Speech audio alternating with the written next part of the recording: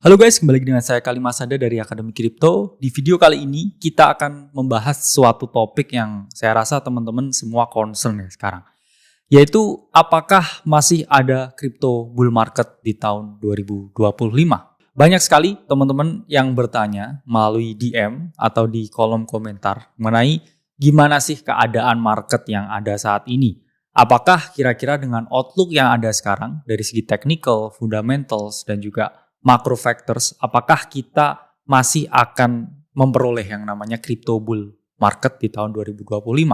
Karena memang keadaan yang sangat tidak pasti sekarang, saya yakin sudah membuat teman-teman ini check out ya, dan juga udah melupakan crypto, bahkan udah nggak tahu lagi ya kemana arah market. Nah, di sini kita akan jelaskan, kita akan breakdown sesuai dengan data, fakta, dan angka supaya teman-teman bisa menilai secara objektif kira-kira apakah masih akan ada bull market di tahun 2025 ini. Nah, video ini akan dibagi ke dalam 3 tahapan yang mana kita akan menyajikan ya sesuatu yang sangat komprehensif dan juga sesuai dengan data, fakta, dan juga angka yang terjadi di lapangan. Jadi kita akan bahas ya ini ke dalam 3 bagian. Pertama adalah bagian the cycle theory, kedua adalah the quantitative, dan ketiga adalah the macro. Nah, pertama kita akan membahas terkait the cycle theory atau teori siklus pasar kripto. Kita tahu bahwa siklus market kripto atau kenaikan atau bull market itu selalu revolve around halving event atau suatu event di mana reward dari para penambang ini dibagi setengah.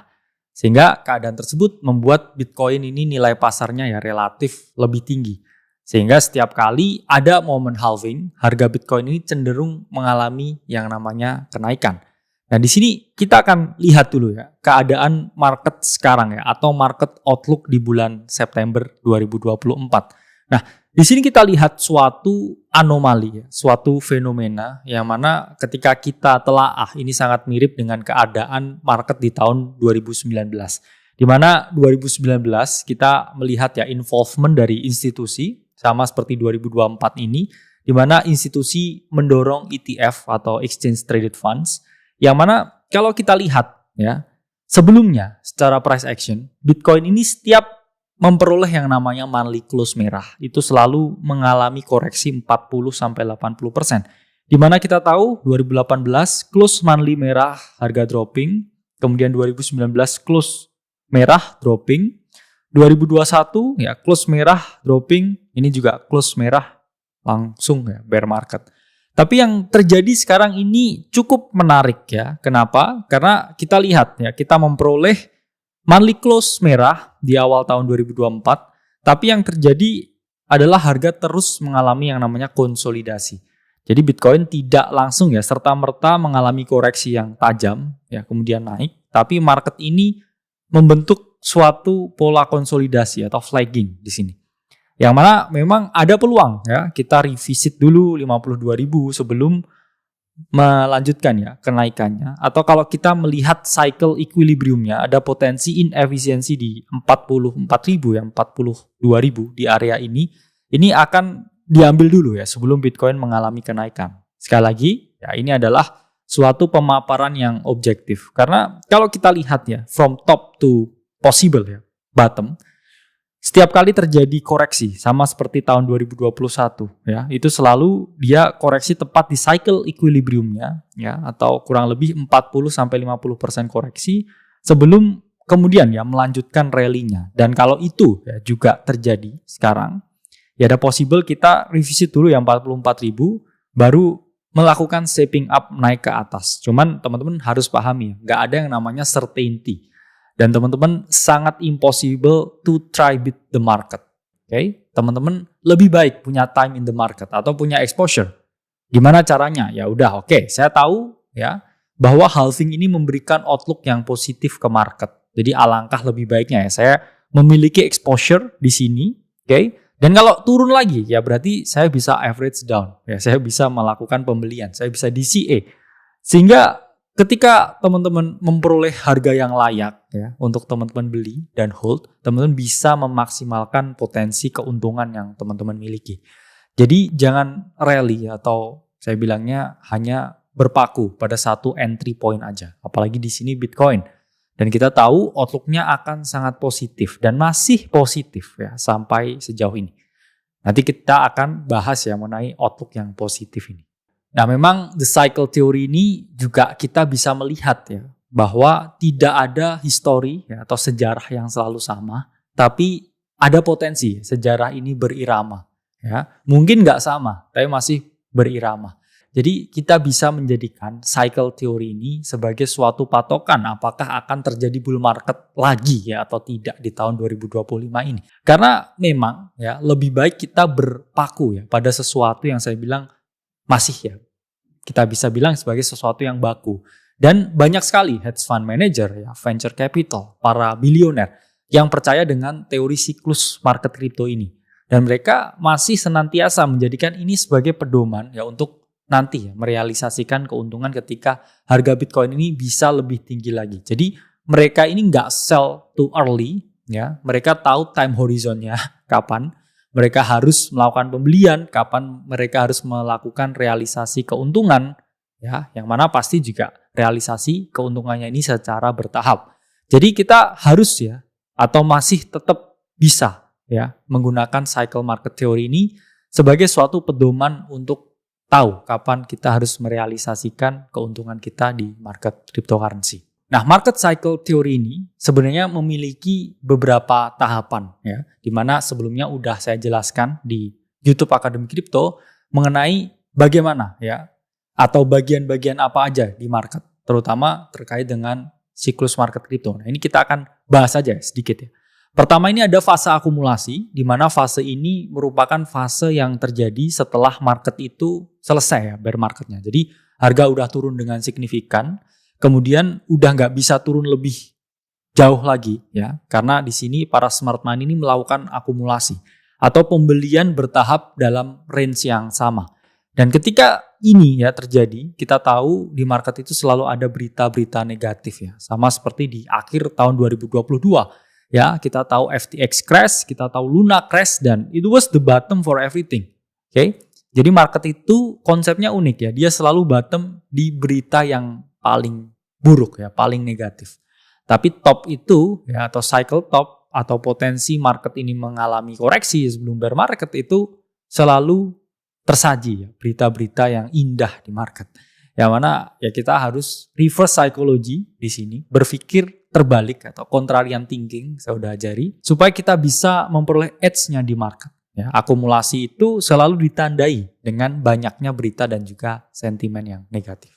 Nah, kemudian bull market phase ya, di mana fase ini ya terjadi setelah harga itu berhasil melakukan yang namanya akumulasi atau akumulasinya udah selesai. Sentimen positif udah mulai masuk ya, harga udah breakout keluar dari range dan di sini publik juga mulai berpartisipasi. Kita tahu 2023 awal ya, ketika harga breakout di Q1 tahun lalu, itu publik udah mulai berpartisipasi ya, berbondong-bondong ya FOMO buying Bitcoin. Kenaikan ini ya disebabkan oleh short squeeze atau mereka yang membuka ya posisi penjualan ketika harga ini di range akumulasinya dan terlikuidasi posisinya. Dan banyak orang yang melakukan FOMO buying ya, institusi juga FOMO buying karena memang data ini menunjukkan bahwa kenaikan harga di 2023 itu diprakarsai oleh short term holder atau mereka yang holder-holder baru ya, new holder masuk ke market.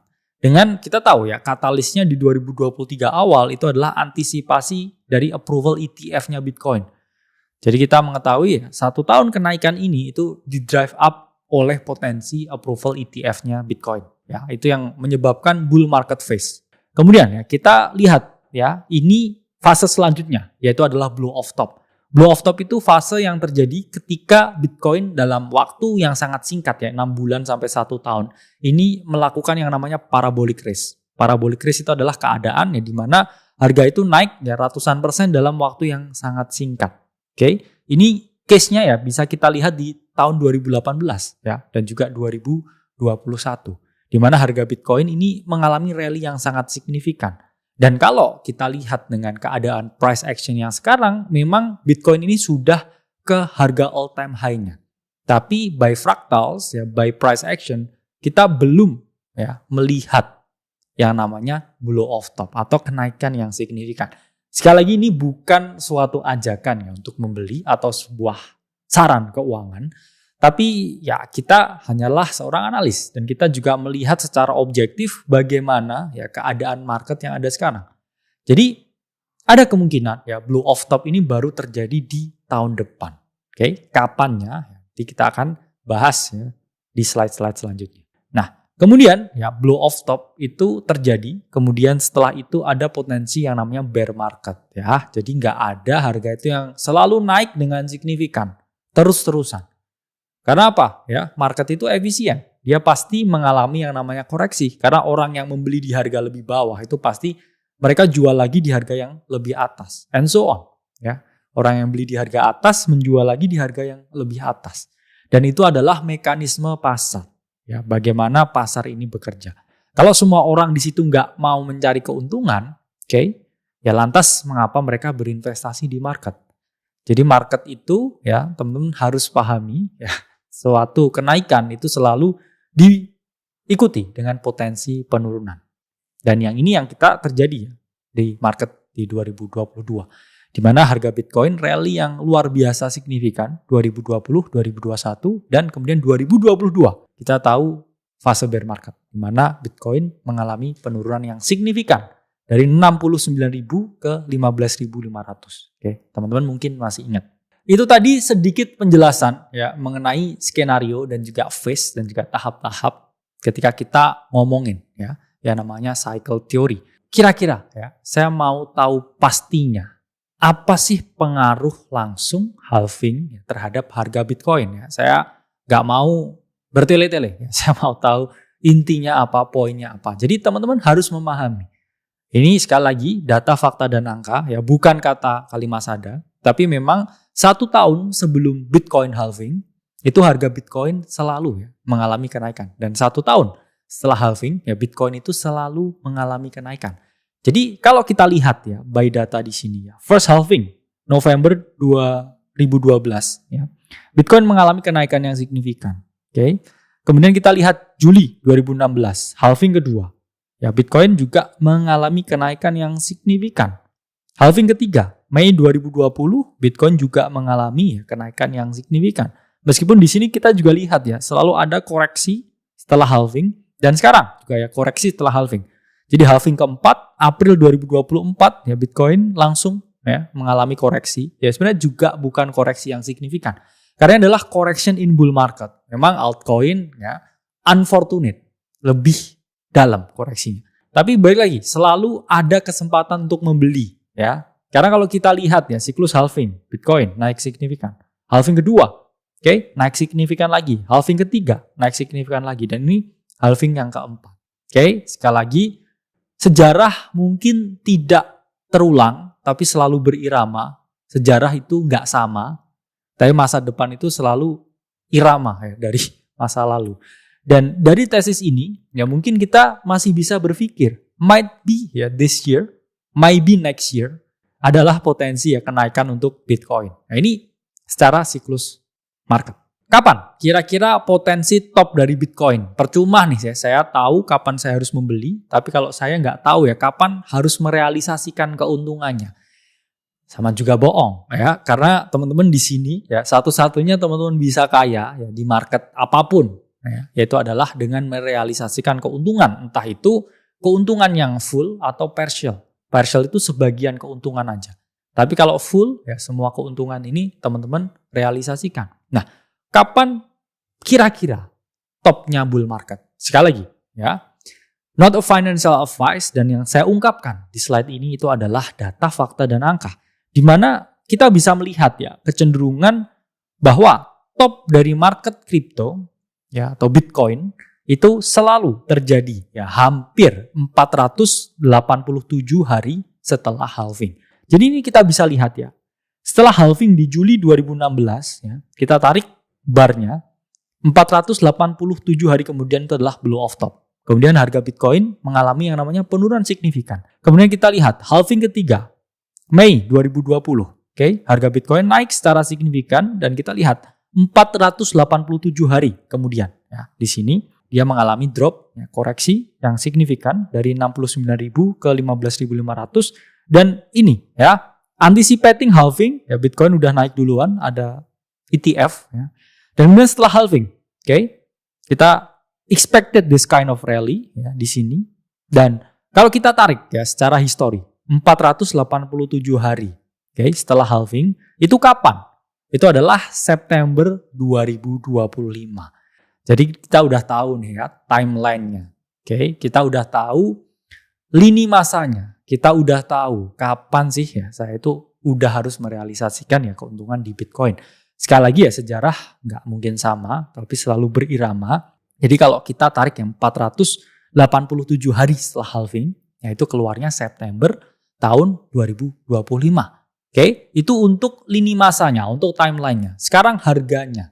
Saya suka menggunakan price action untuk define ya, kira-kira kapan top ya, kapan bottom. Tapi kalau kita tarik garis, dari every single top di cycle, ya, kita tarik garis lurus nih ya. Nah, ya, ini kita bisa tahu bahwa ada potensi Bitcoin kalau respected ya, top wedge-nya yaitu ada di 120.000. Nah, dan juga ini kita lihat ya timeline-nya pas dengan September 2025. Jadi memang ada potensi dari satu ya, cycle market theory, dari dua ya, kapan topnya setelah Bitcoin halving. Dan ketiga, dari definitif ya price action analysis ya kita bisa melihat box-nya ini ketemu ya interseksi di 120.000 pada September tahun 2025.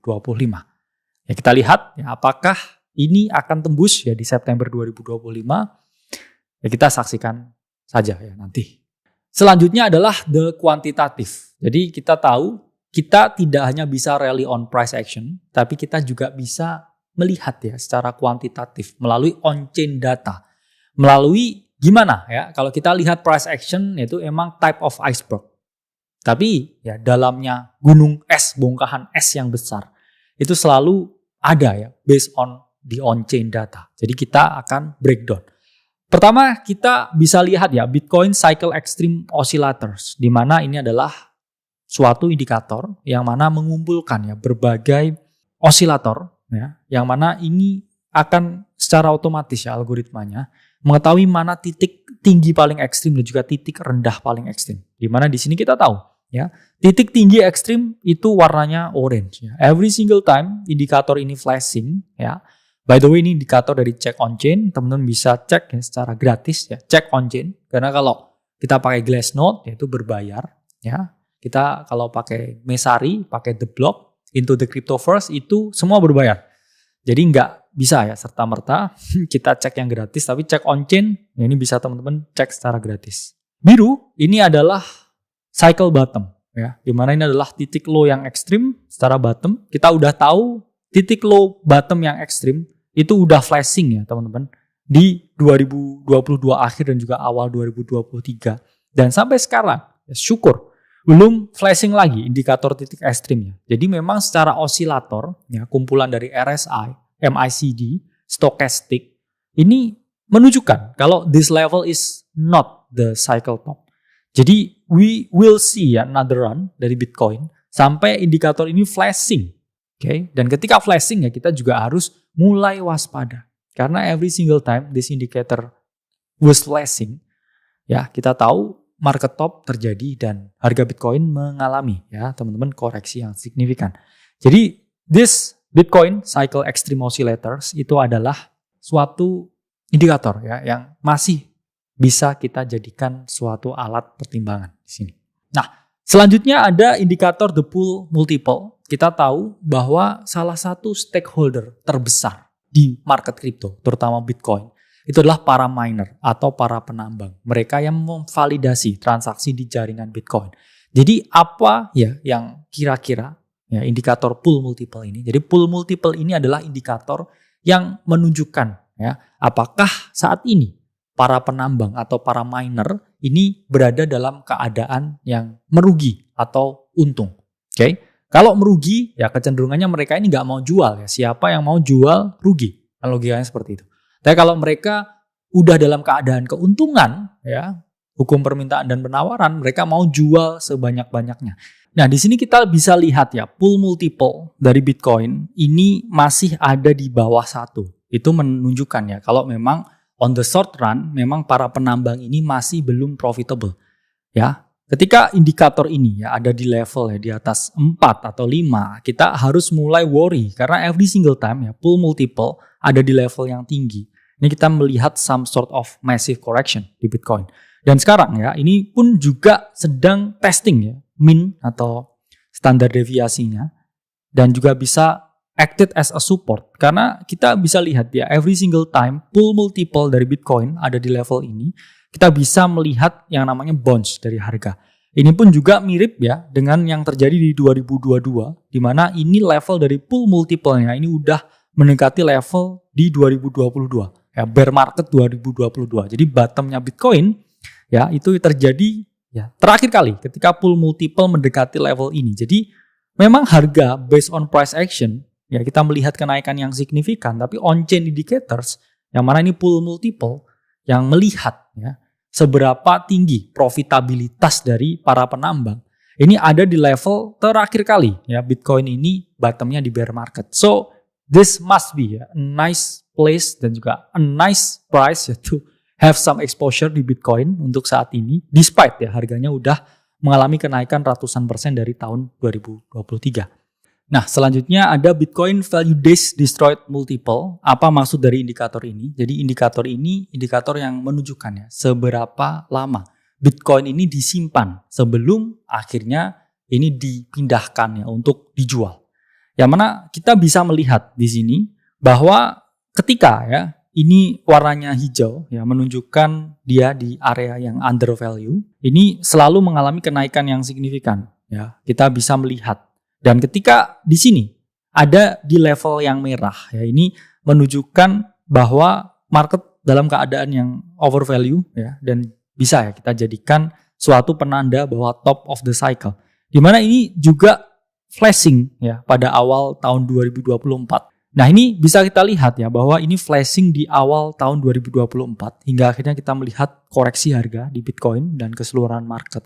Dan untuk saat ini ya kembali Bitcoin Value Days Destroyed Multiple ini di area yang undervalue dan di sini bisa kita lihat ya flashing hijau lagi di area ya di bawah 1 yang mana every single time ya ini selalu bisa dijadikan bottom signal ya di market.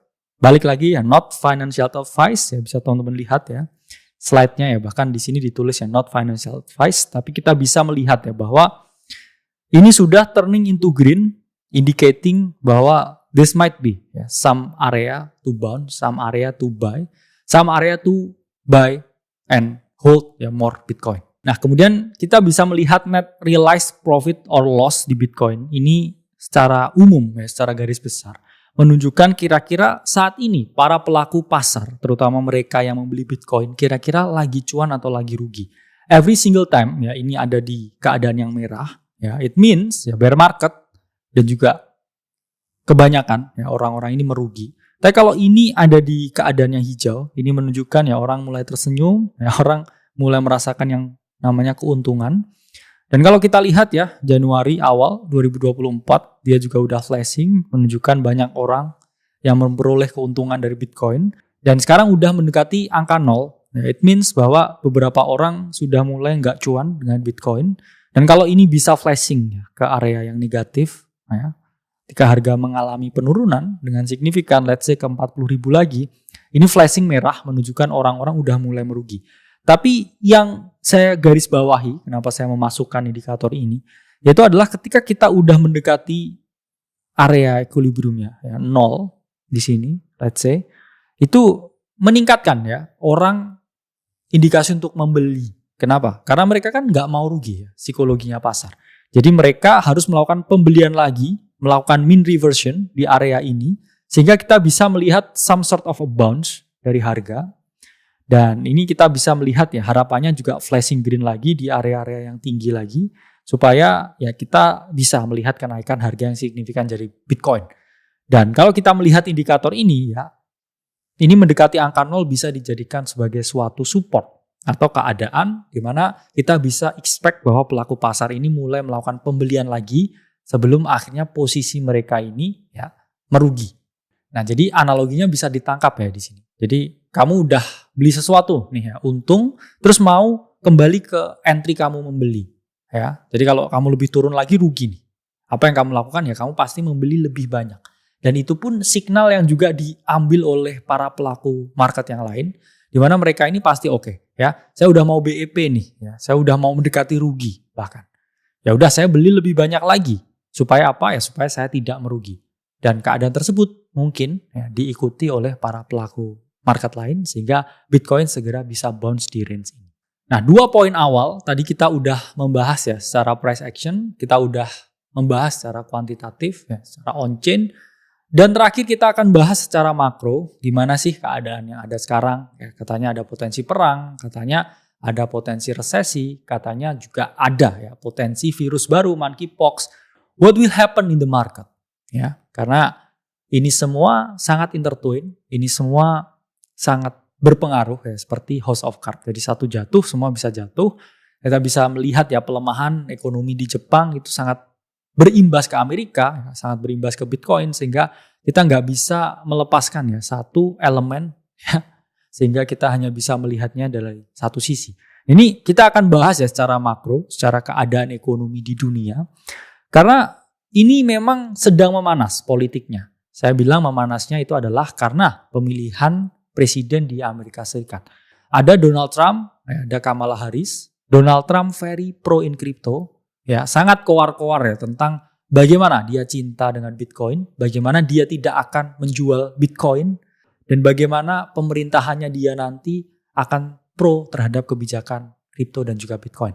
Sebenarnya di sisi lain, Kamala Harris ini sangat quiet dengan kebijakan kripto, dan juga Kamala Harris ini adalah penerus dari Joe Biden, yang mana kita tahu ya Joe Biden was not very pro dengan kripto dengan berbagai kebijakannya ya.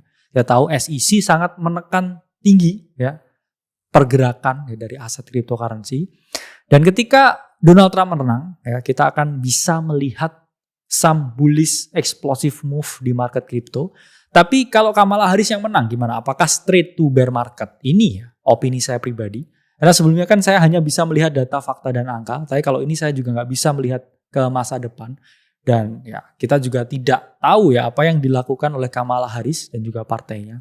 Tapi saya expect memang Kamala Harris akan memberikan shock ke market. Ya, kalau misalkan dia terpilih ya saya bisa melihat ya mungkin market akan bergejolak ya bereaksi sedikit. Cuman dalam jangka panjang kalau kita melihat teori siklus ya market dan juga kita melihat ya potensi kenaikan Bitcoin dalam jangka panjang melalui berbagai on-chain data yang kita ulas.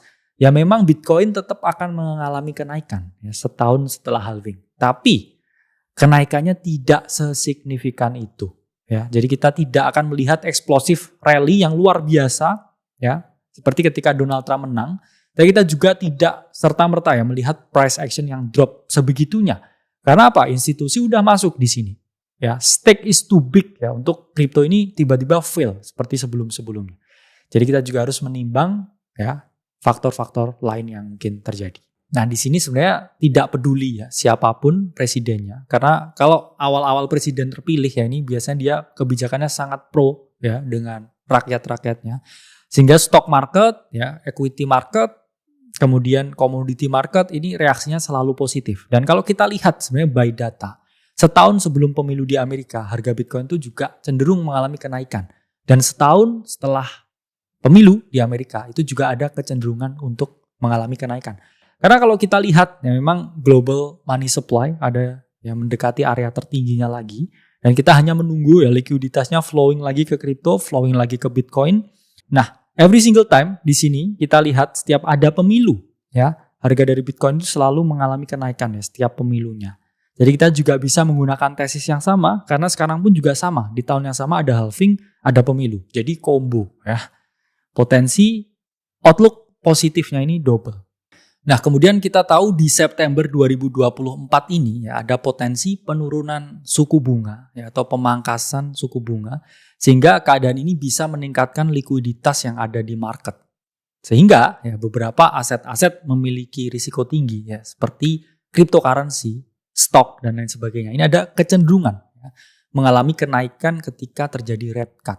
Dan rate cut ini ya kabarnya akan terjadi September 2024 ini.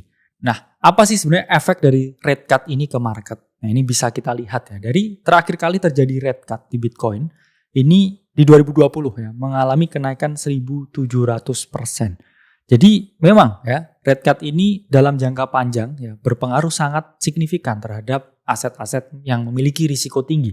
Tapi ingat ya, ketika ini udah di-announce, saya juga melihat ada potensi bumpy road ya.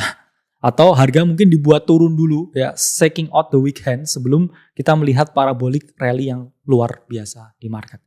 Jadi teman-teman harus paham kalau ini bullish on the long term dan dalam jangka pendek memang ada bumpy roads ya, ada ketidakpastian yang tinggi. Tapi always think long term ketika teman-teman ingin rewardnya ini jauh lebih tinggi. Nah di sisi lain kita juga harus melihat ya potensi sell side-nya, potensi orang-orang yang melakukan penjualan di Bitcoin. Di mana di sini kita bisa melihat ya ini Jerman yang mana sudah selesai ya, melakukan penjualan di Bitcoin. Jadi kita udah tidak perlu khawatir ya dengan potensi penjualan dari Jerman. Ini data dari Spot On Chain. Dan selanjutnya ya Mt. Gox yang ditakuti ya oleh para investor. Gimana nih kalau Mt. Gox tiba-tiba muncul dan jualan? Jadi Mt. Gox pun saat ini ya udah hampir selesai proses repayment-nya atau mengganti uang-uang nasabah yang hilang. Dan kalau ini udah selesai 100%, kita bisa expect ya tekanan jual ini juga semakin menurun atau udah nggak ada lagi.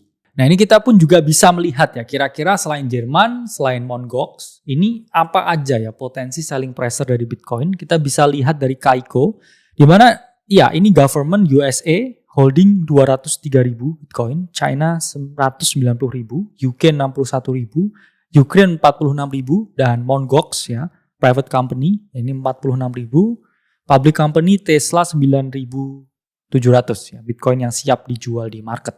Jadi apakah ini semua besar? Ya ini semua besar, tapi demand-nya terhadap Bitcoin terutama setelah ada yang namanya supply shock dari halving itu juga bertambah. Jadi market memang dalam jangka pendek itu adalah mesin potting, ya dalam jangka panjang itu adalah mesin penimbang. Jadi teman-teman harus memahami adanya tekanan jual itu juga selalu diikuti ya dengan tekanan beli. Ya, dan itulah market. Dan sebenarnya yang menyelamatkan market saat ini itu juga inflow dari ETF yang sangat tinggi. Kita tahu despite selling pressure yang luar biasa, Bitcoin itu juga nggak kehilangan 60.000. Itu menunjukkan apa ya? Oke, Jerman jualan. Oke, perusahaan lain jualan. Oke, Mt. Gox repayments. Tapi kok tetap stabil 60.000. Ya, itu menunjukkan ada yang menjaga ya area 60.000, terutama kalau kita lihat BlackRock ya. BlackRock itu mereka nggak pernah jualan ya, mereka hanya terus membeli Bitcoin dan kita tahu entitas terbesar ya di market ya dengan modal paling besar yaitu adalah BlackRock. Keep on buying. Jadi kita juga bisa melihat ya itu adalah sebagai hal yang positif. Karena kalau kita lihat ya data dari Spot On Chain, di sini terlihat ya pattern flow dari ETF ya. 3 bulan hijau ya, sebulan merah. 3 bulan hijau lagi, sebulan merah, dan ini ada possible ya, September, Oktober, November juga 3 kali hijau lagi.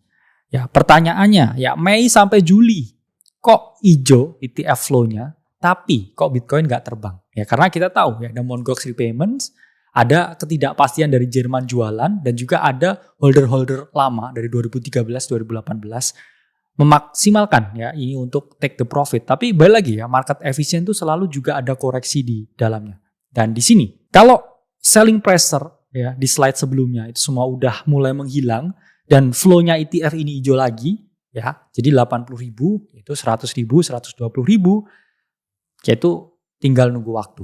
Oke. Jadi itu adalah pembahasan yang cukup mendalam. Saya harap teman-teman masih ada ya di sini sampai videonya ini berakhir. Karena kita bahas secara detail dari price action, ya dari cycle theory, dari kuantitatif data, ya, menggunakan on-chain data, dan juga analisa makro keadaan dunia yang ada saat ini. Karena memang sekarang ya lebih dari 50% itu chance Bitcoin, ya terutama di tahun 2025 itu masih bullish. Oke. Berapa persen ya bullishnya ke 2025?